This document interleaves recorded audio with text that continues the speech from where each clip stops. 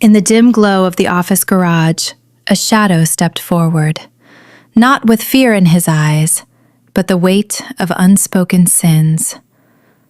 "Tomorrow," he whispered, voice like gravel under tires. "Don't get in the car with your wife. Take the bus. Your life hangs on what you'll see there." As he vanished into the concrete void, my world tilted, and I wondered if 12 years of marriage had been steering me straight toward oblivion. My name is Adrienne Keller. At 32, I've built empires in tech, but nothing prepared me for the quiet unraveling of my own life. For the past year, I'd been funneling money to a ghost from our past, Mateo Ruiz, the driver my wife Camille had dismissed without a word, a severance, or even a glance backward. He'd served us faithfully for 8 years, a silent fixture in the rearview mirror of our polished existence. Loyal to a fault, the type powerful couples like us barely notice until they're gone. But Camille hadn't just noticed. She'd erased him overnight, no explanation offered.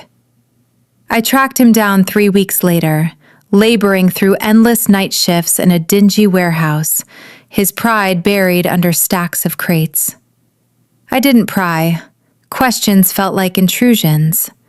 Instead, I sent anonymous cash transfers, slipped in discreet job references, small acts of restitution for a man who never begged. He accepted without fanfare, as if expecting the debt of silence. That afternoon, as I exited my office building, Mateo materialized beside my car in the underground garage. No hello, no forced smile. He closed the distance, his breath warm against the chill air, and murmured words that sliced through the hum of fluorescent lights. "Tomorrow, don't get in the car with your wife. Take the bus. Your life depends on it." I froze, keys dangling in my hand. "What the hell are you talking about?" My voice echoed off the concrete pillars, but he held my gaze with unnerving steadiness. "You'll understand when you see who's on that bus." Then he turned, footsteps fading into the shadows, leaving no room for argument, just a cold certainty that clung to me like damp fog. Moments later, my phone buzzed, a text from Camille. "Dinner tomorrow, just us. I'll have the car ready." I stared at the screen, the words blurring as my mind raced. For 12 years, she'd orchestrated our lives with precision. The vehicles, the itineraries, the flawless public facade. We were the golden couple, young, ambitious, on the cusp of a massive merger that would solidify our dominance in the sector. But now, for the first time, cracks appeared in the veneer. Had I ever truly held the wheel? Or was I just along for her ride? Sleep evaded me that night, not from blind belief in Mateo's warning, but from the gravity in his tone. In all those years, he'd never embellished a story, never chased drama. He was pragmatic, a man who'd seen the underbelly of power without flinching. His words replayed in my head, a loop of quiet dread that gnawed at the edges of my thoughts. What if this wasn't paranoia? What if it was truth, wrapped in the mundane disguise of a bus ride? Morning dawned with Camille at the breakfast table, radiant in a sleek black dress, her jewelry understated, her smile a masterpiece of control. She sipped her coffee, eyes meeting mine with casual warmth. "Car will be downstairs at 6 o'clock, she said, as if discussing the weather. "We'll drive ourselves tonight." My fork paused midair. We never drove alone. Always a chauffeur, always security shadowing us like silent guardians. "Why skip the usual?" I probed lightly, masking the unease churning in my gut. She spread butter on her toast with deliberate strokes, no hint of nerves. "Privacy," she replied softly. "I miss it. Just you and me." Her hands were steady, her voice velvet smooth, but I watched for tells. A flicker in her eyes, a tension in her posture. Nothing. She was a fortress. By 5:45 p.m., I descended to the garage. Our luxury sedan gleamed under the lights, engine purring softly, ready to devour the road. Camille sat in the driver's seat, window cracking open just enough. "You coming?" Her question hung in the air, innocent, yet laced with expectation. My heart thudded, a war between loyalty and instinct. For a split second, laughter bubbled up at the absurdity, ignoring a warehouse worker's hunch over a decade of vows. But Mateo's face flashed in my mind, his guilt-ridden eyes boring into me. "I forgot something at the office," I lied, voice even. "Meet you there." She regarded me a beat too long, a microsecond of scrutiny that sent chills racing down my spine. Then the smile returned. "Don't be late." The car glided away, taillights winking out like dying stars. I lingered in the echoing space, breath shallow, then pivoted, not toward the elevators, but out to the street, 2 blocks to the bus stop. The city pulsed around me, honking taxis, pedestrians blurring past, the metallic tang of exhaust filling my lungs. At 6:03 p.m., the 214 downtown line hissed to a stop. I boarded, scanning the dim interior lit by flickering overheads. Seats half filled with commuters lost in their phones, the air thick with the scent of rain-damp coats and fast food. Then, in the back row, I spotted him. Daniel Reyes, my head of security for 5 years, slouched low, eyes averted as if I were a stranger. My pulse spiked. He shouldn't be here. His detail was with Camille today. I'd signed off on it myself. For an instant, escape tempted me. The doors lingered open, inviting retreat. But Daniel glanced up, just once, and in that fleeting contact, I saw not the steadfast loyalty I'd trusted, but cold calculation, a predator assessing prey. He looked away, phone in hand, feigning disinterest. I eased into a middle seat, keeping him in my side view, every nerve alight.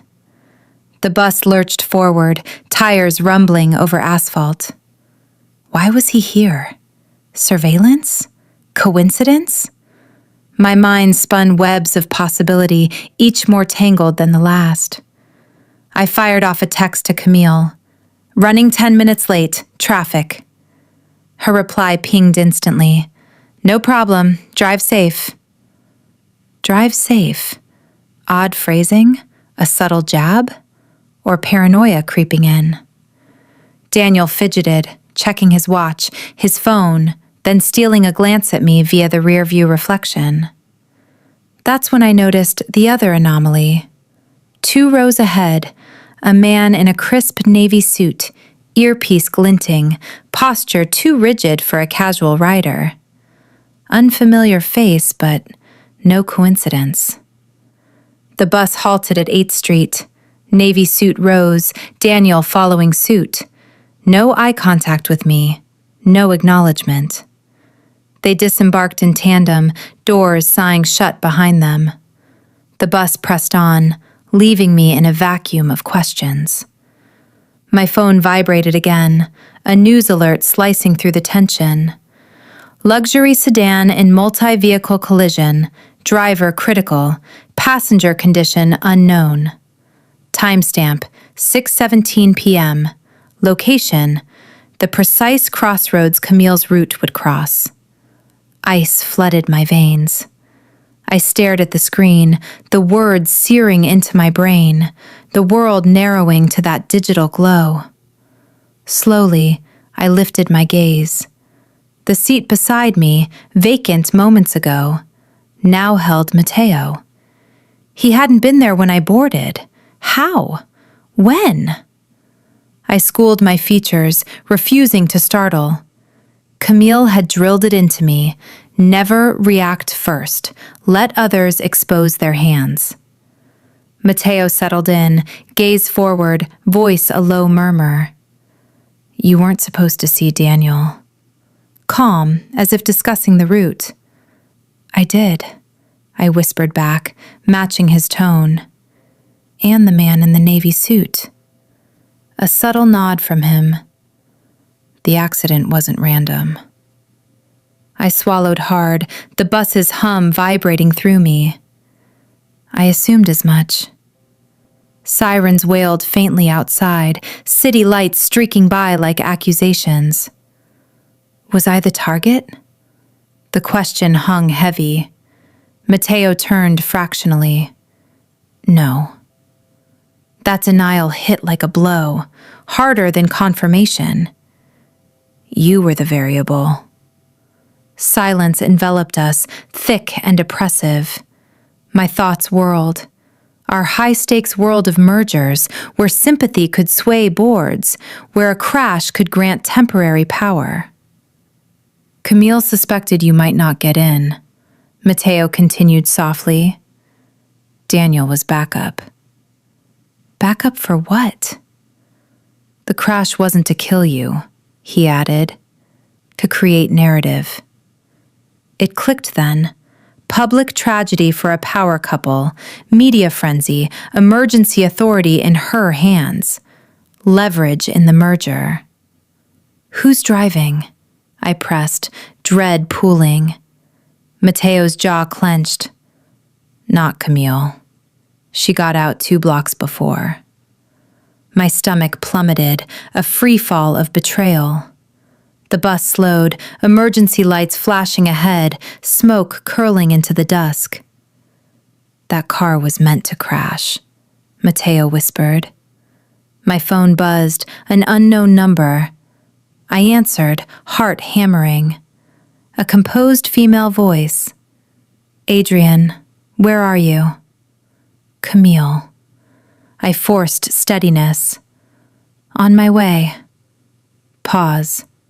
You weren't on the bus, she said, not querying, stating fact. The line died. Matteo rose as the next stop neared.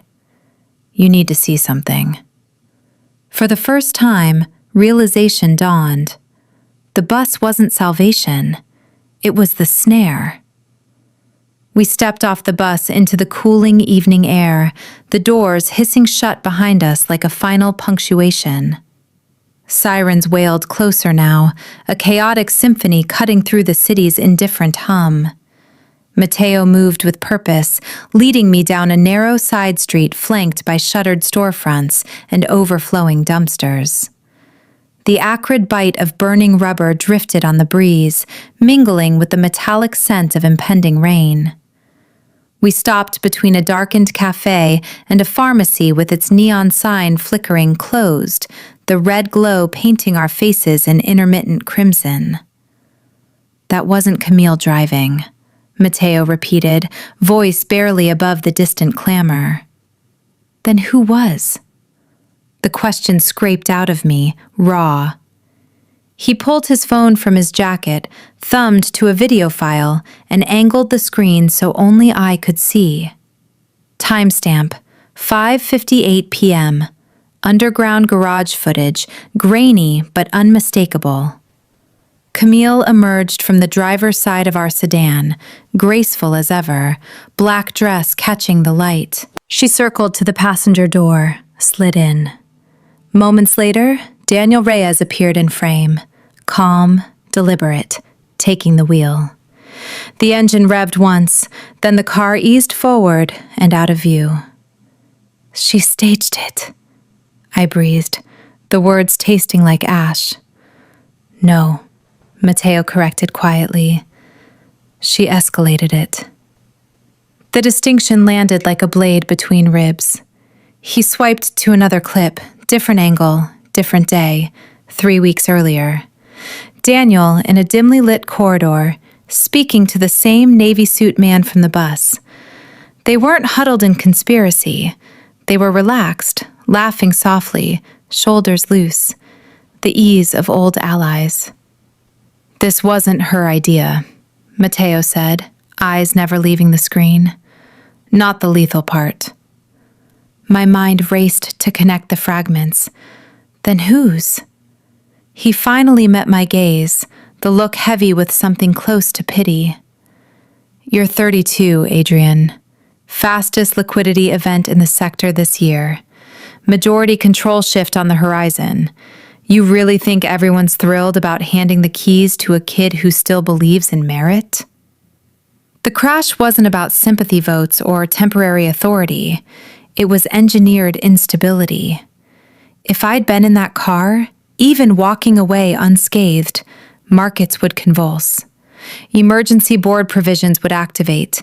Leadership uncertainty would become leverage for acquisition talks already simmering in the background. And if I died? Cleaner still.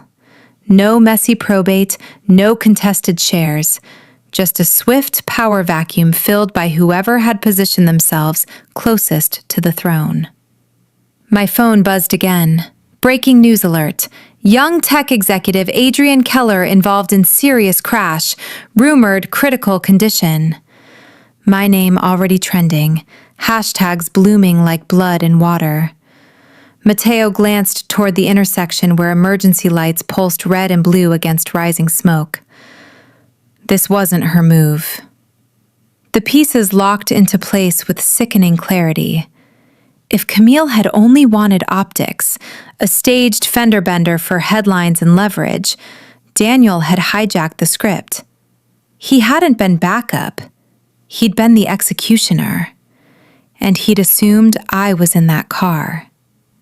For the next 7 minutes, according to every feed and wire service, I officially no longer existed. Newsrooms recycled the same shaky cell phone footage, twisted metal, airbags deployed, first responders swarming. Unconfirmed reports, sources close to the family say critical, condition deteriorating. Daniel had executed flawlessly, except for one fatal miscalculation. I hadn't followed the script. Mateo's phone lit up. He checked it, expression tightening. Board emergency session scheduled in 20 minutes. Camille's already on the line. Of course she was. If I was presumed dead or dying, interim authority would slide to her. Not forever. Just long enough to restructure voting blocks, lock in allies, rewrite the merger terms in her favor. A surgical power grab disguised as grief. Get me somewhere secure, I said, voice steady for the first time since the garage. Mateo didn't argue. We moved, not sprinting, not ducking into alleys like fugitives, but disappearing with practiced efficiency.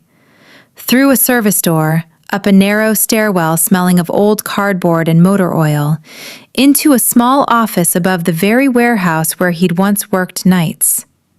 A single desk lamp cast harsh shadows across bare walls, a folding chair, a laptop already open. I took a breath, then dialed Camille. She picked up on the first ring. Adrian. Her voice was calm, almost relieved. You're good, I said quietly. Excuse me? You got out before the impact. You're already shaping the narrative. A beat of silence stretched taut. Then, where are you? I ignored the question. Did you know Daniel switched the plan? The tiniest crack appeared, her breath catching, almost imperceptible. What do you mean?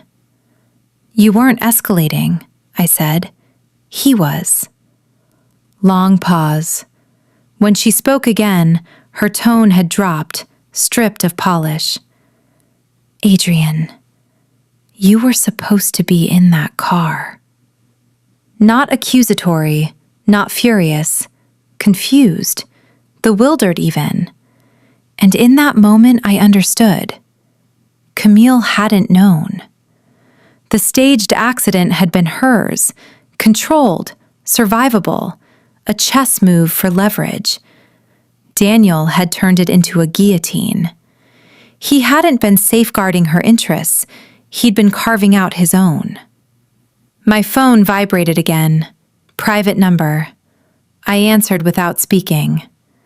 Daniel's voice came through, measured, almost gentle. Adrian. Silence. I let it hang. You were supposed to be dead, he continued calmly. I didn't flinch. You crashed the car. I executed a necessary correction for stability. There it was, the sanctimonious vocabulary of men who mistake ruthlessness for virtue. You think the board will follow you? I asked. They already are.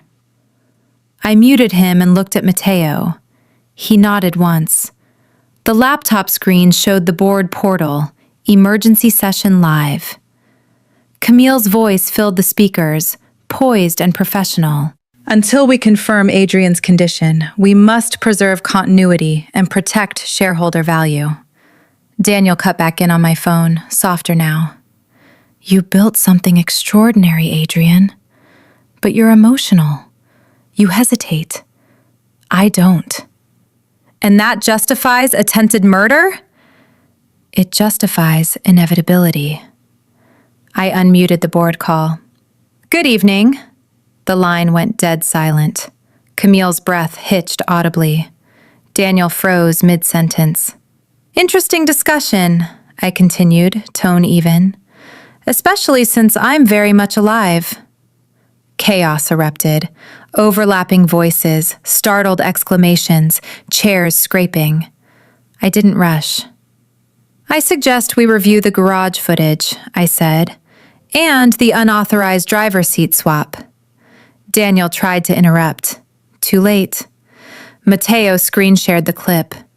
Daniel's face filled every board member's monitor. Clear, deliberate, sliding behind the wheel while Camille stepped away. The room shifted in real time. Control is fragile. One irrefutable fact can shatter it like glass. Daniel's voice returned on my private line, lower, colder. Now you don't understand what you're up against. I ended the call, because I did, and this war had only just begun. By morning, Daniel Reyes was a ghost. No dramatic arrest, no press conference, no perp walk under flashing cameras. Just gone. His access badges deactivated in the night. Corporate accounts frozen. His sleek downtown apartment, keys still in the lock, emptied before the sun cleared the skyline. Professionals like him didn't linger for consequences.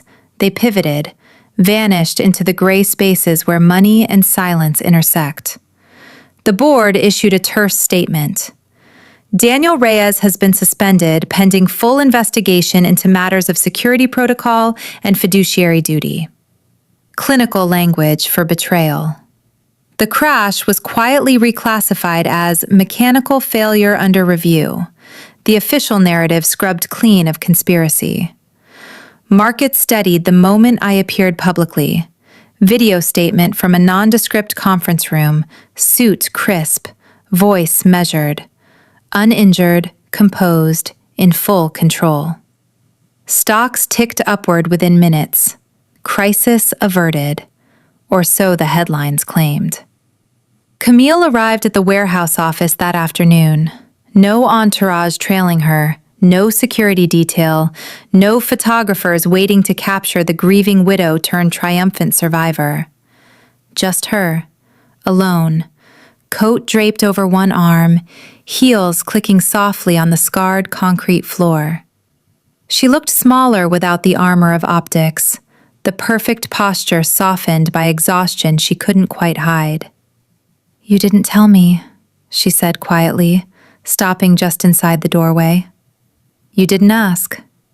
We faced each other across the small room, like strangers who'd survived the same shipwreck on different lifeboats. The single bulb overhead buzzed faintly. Mateo had stepped out to give us space, though I knew he was close, watching, listening, ready. I never intended for you to die, she continued, voice low. The plan was a minor collision, headlines, sympathy, a few weeks of emergency authority while the merger closed, enough leverage to secure our position, our future. I know. And you never trusted me enough to tell me you suspected Daniel. I let the accusation hang between us. Trust doesn't shatter in explosions. It erodes in silences, in the small choices made behind closed doors, in the gradual replacement of partnership with management. You were managing optics, I said. He was managing outcomes. She searched my face. And you? I was learning. Daniel hadn't stormed the gates. He'd slipped in through usefulness, security upgrades that made life smoother, schedule influence that felt like protection, access to decision flows granted because he was always there, always competent, always one step ahead. The staged crash was never supposed to be lethal. It was Daniel who had rewritten the script, turning a fender bender into a kill shot, all to accelerate his long game, insert himself so deeply into the machinery of power that removal became impossible, until it wasn't. Mateo returned quietly, placing a thin manila folder on the scarred table between us. No flourish, just fact. I opened it. Offshore accounts in layered jurisdictions, encrypted communications, draft board resolutions shifting voting blocks, emails outlining contingency plans if the principal asset were removed. Not the frenzied scribbles of a rogue, the meticulous architecture of a strategic takeover. Daniel hadn't acted alone at first. He'd had quiet backers, silent partners who'd seen opportunity in instability. But he'd outgrown them, too. Ambition has no ceiling. Camille scanned the documents, color draining from her cheeks. When she looked up, her eyes held something new. Not fear, not anger, recognition. What now? I closed the folder with deliberate care. We rebuild structure. Not marriage, not trust. Structure. She nodded once, small and final. No tears, no pleas. Camille had always understood power better than emotion. She turned toward the door, paused. I thought I was protecting us. You were protecting your version of us. She left without another word. The door clicked shut behind her and the room felt suddenly larger, emptier. I stepped outside into the late afternoon light. The city stretched before me, horns blaring, pedestrians flowing like currents around obstacles, the distant wail of another siren fading into white noise. Smoke from last night's crash had long dissipated. Only the memory lingered, sharp and acrid. For 12 years, I'd believed power meant control over movement. The cars we took, the drivers who steered them, the routes laid out in advance. I'd let others hold the wheel because it felt like safety. Yesterday, I hadn't gotten in the car. Today, no one would drive me anywhere. Not my wife, not my security chief, not the board, and certainly not fate. I walked to the corner, hailed a cab. Not the black sedan, not the armored SUV, just an ordinary yellow taxi that smelled faintly of pine air freshener and yesterday's coffee. The driver glanced in the rear view. Where to? I met his eyes. Anywhere but back. The cab pulled into traffic, and for the first time in years, the direction felt like mine.